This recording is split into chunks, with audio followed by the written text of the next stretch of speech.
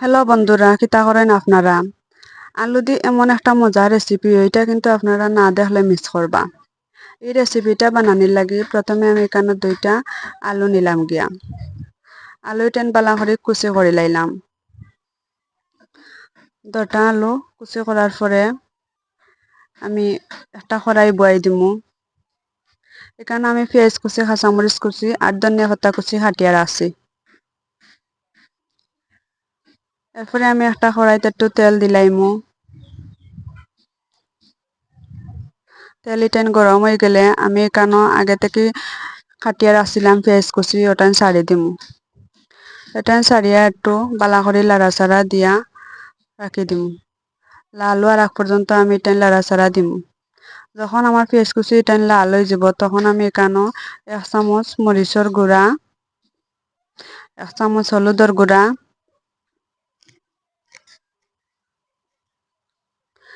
আর 2 চামচ ধনিয়ার গুঁড়া এড করে লাইমু।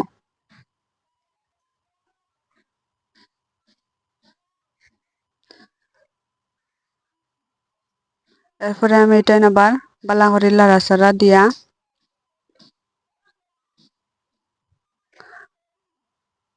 মিশাই লিম।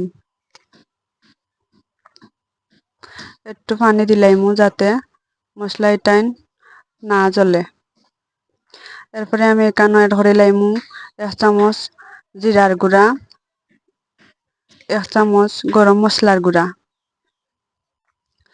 দিয়া বালা করে এটা আমি বাজি লাইমু।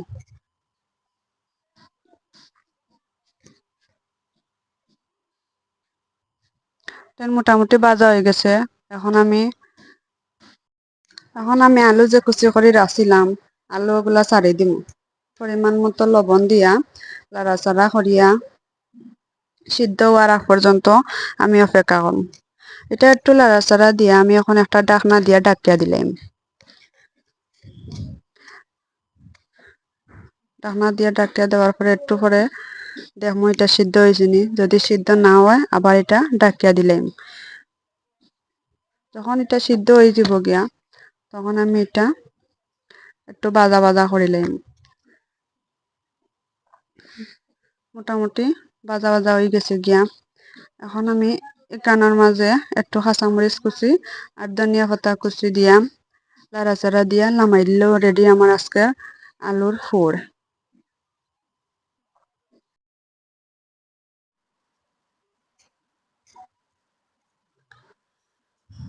এখন আমি একটু লাড়াচাড়া দিয়া নামাই দিমু।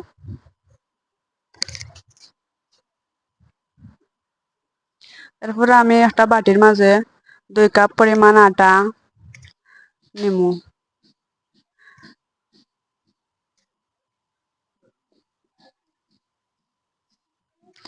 নিয়ে এখানো 1/2 চামচ লবণ, সামান্য একটু তেল দিয়া লাড়াচাড়া দিয়া মিশাইলাম।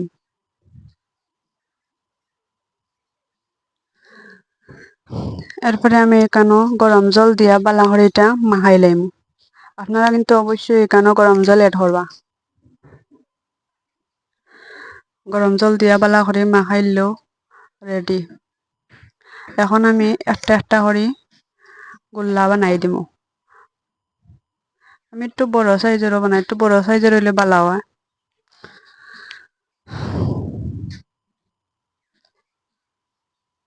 একটা একটা করে গোল গোল করে আমি এখানে বানাইয়া রাখি দিছি।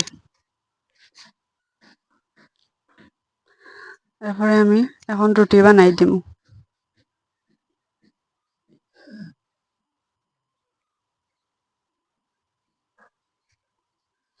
রুটি বানাইয়া পুরোটা ভিতরে ভরিয়া একটা ডিজাইন দিলাম। আপনারা যার যেরকম ইচ্ছা ওরকমও ডিজাইন দিতে পারবা।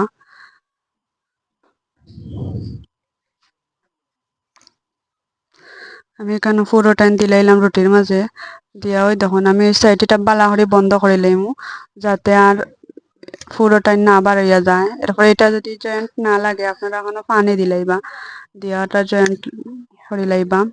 করিয়া যার যার ইচ্ছা মতো ডিজাইন দিলাইবা। আমি এখানে একটা চামচ নিছি, নিয়া আমার পছন্দ মতো আমি একটা ডিজাইন দিছি। ওই দেখুন এই ডিজাইন এটা কত সুন্দর হয়েছে এই ফিতা এটার।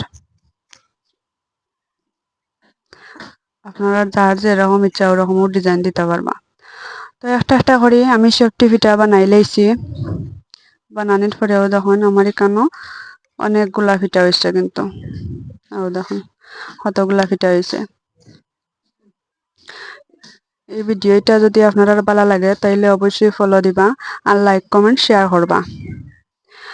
এরপরে আমি একটা কড়াইয়ের মাঝে একটু বেশি পরিমাণ তেল নিমু গিয়া নিয়ে একটা একটা করে সবটি ফিতা ছাড়ি দিমু। ছাড়িয়া আমি এটা সবটি একটু লাল লাল করিয়া বাজি লাইমু।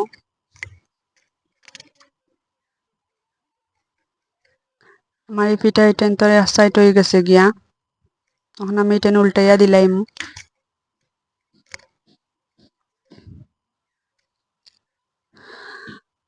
তো সাইড হয়ে গেলে গিয়ে আমি এটা তুলিয়া রাখি দিম।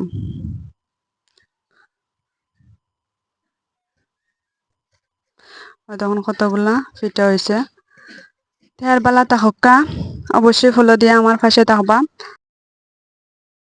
আর বালা তাহকা পরবর্তীতে কথা হইব অন্য কোনো ভিডিওতে অন্য কোনো রেসিপি লইয়া। এই ভিডিওটা দেখার লাগি সবাইরে অসংখ্য ধন্যবাদ। যে যেখানে বইয়া এই ভিডিওটা দেখা আবারও সবাইরে অসংখ্য ধন্যবাদ।